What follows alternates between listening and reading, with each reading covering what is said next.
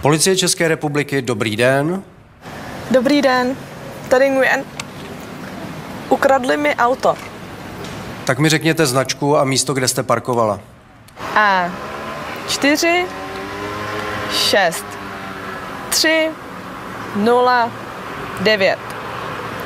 Ulice Línická, Praha 2. Lidická? Ne, Línická. Můžete mi to hláskovat? L I Ch N I C K A. Aha, Lichnická. Moment.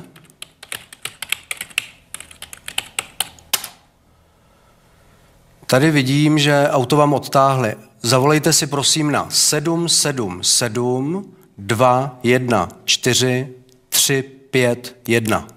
Prosím vás, můžete mi to zopakovat? 777 214 351. Děkuju moc. Nashledanou. Nemáte zač. Nashledanou.